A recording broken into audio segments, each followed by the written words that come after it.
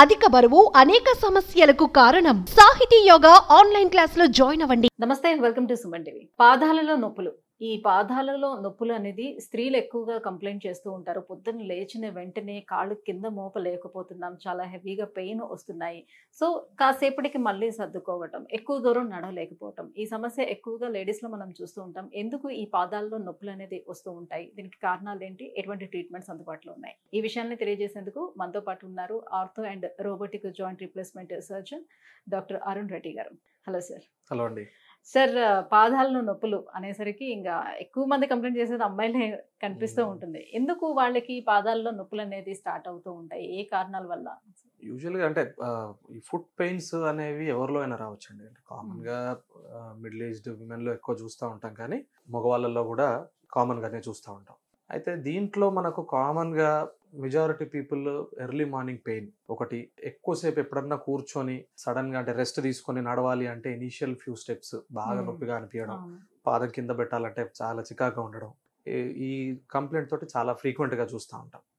అయితే దీనికి కామన్గా ఉండే ప్రాబ్లమ్ ప్లాంటార్ ఫేషియాటిస్ అంటాం. ప్లాంటార్ ఫేషియాటిస్ అంటే మనకు ఈ అరికాల్లో పాదంలో ఒక టైట్ బ్యాండ్ ఉంటుంది. మనకి వెనకాల ఫుట్లో ఉండే బాల్ నుండి మనకు వేళ్ళ వైపుగా ఒక టైట్ బ్యాండ్ అనేది పోతూ ఉంటుంది. దీన్ని మనం ప్లాంటార్ ఫేషియా అంటాం. ఇదేంటంటే ఫుట్ స్ట్రక్చర్ని మెయింటైన్ చేయడానికి, ఫుట్కి స్టెబిలిటీ ఇవ్వడానికి హెల్ప్ చేస్తూ ఉంటుంది, తోడ్పడుతూ ఉంటుంది. అయితే ఎప్పుడైతే మనకు ప్లాంటార్ ఫేషియాలో ఇన్ఫ్లమేషన్ అంటే వాపు వస్తుందో దాని నుండి మనకు ఈ నొప్పులు అనేవి స్టార్ట్ అవుతూ ఉంటాయి.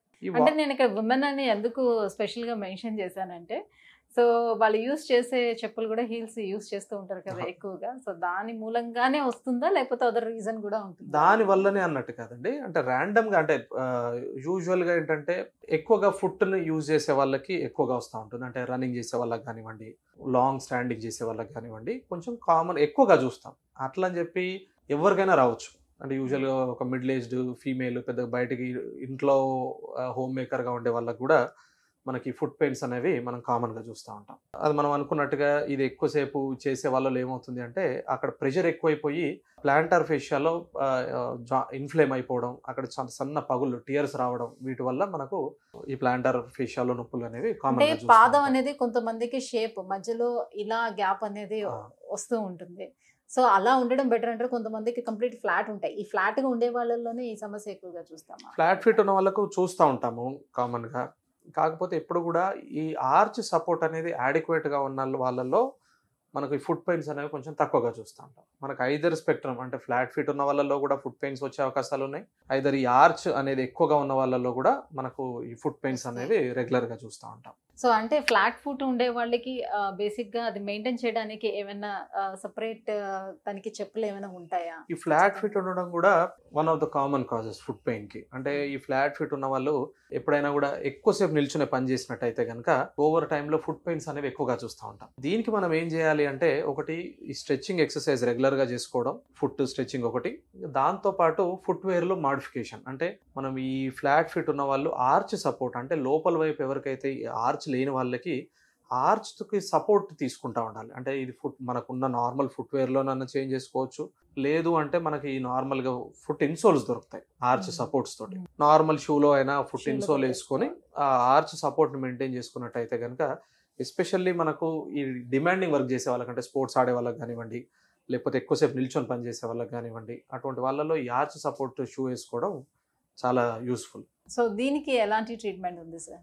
ఎస్పెషల్లీ ప్లాంటార్ ఫేషియాటిస్కి వచ్చేసి మనకు ఇనీషియల్గా వచ్చేసి మెడిసిన్ అంటే యాంటీ ఇన్ఫ్లమేటరీ పెయిన్ మెడిసిన్ ఒకటి, దాంతోపాటు స్ట్రెచ్చింగ్ ఫిజియో ఎక్సర్సైజెస్లో ఏంటంటే మనకి ఫుట్ని మంచిగా స్ట్రెచ్చింగ్ ఎక్సర్సైజెస్ చేసుకోవాలి. ఫుట్కు ఉన్న ఎండ్ అరౌండ్ ఉన్న మజిల్స్ అన్నీ కూడా, ఫుట్ మజిల్స్ కానివ్వండి, వెనకాల పక్క ఉండే కాఫ్ మజిల్స్ కానివ్వండి, వీటిని అన్నిటిని కూడా కరెక్ట్గా డైలీ స్ట్రెచ్చింగ్ స్ట్రెంథనింగ్ చేసుకున్నట్టయితే ఈ ప్లాంటార్ ఫేషియా నొప్పులు అనేవి చాలా వరకు కంట్రోల్లో ఉంటాయి. మనకి మెడిసిన్ ఫిజియోతో తగ్గని వాళ్ళకి నెక్స్ట్ స్టేజ్ వచ్చేసి స్టిరాయిడ్ ఇంజెక్షన్స్లో ఏం చేస్తాము, లోపల ఎక్కడైతే ఆ ఇన్ఫ్లేమ్డ్ టిష్యూ ఉందో అక్కడ మనం చుట్టుపక్కల లోకల్గా స్టిరాయిడ్ ఇంజెక్షన్ అనేది ఇన్ఫిల్ట్రేట్ చేస్తాం. దీంతో ఆ లోకల్గా ఉన్న ఆ ఇన్ఫ్లమేషన్ అనేది తగ్గిపోయి కూడా మనకు చాలా వరకు నొప్పులు తగ్గిపోతూ ఉంటాయి. వీటితో పాటుగా ఫుట్వేర్ మాడిఫికేషన్ మనం ఇంతకుముందు డిస్కస్ చేసినట్టయితే, అంటే ఈ పెయిన్స్ ఉండేవాళ్ళు ఈ మధ్యకాలంలో ఎక్కువగా వాళ్ళు మసాజర్లు కొన్ని పర్చేస్ చేస్తున్నారు అనమాట.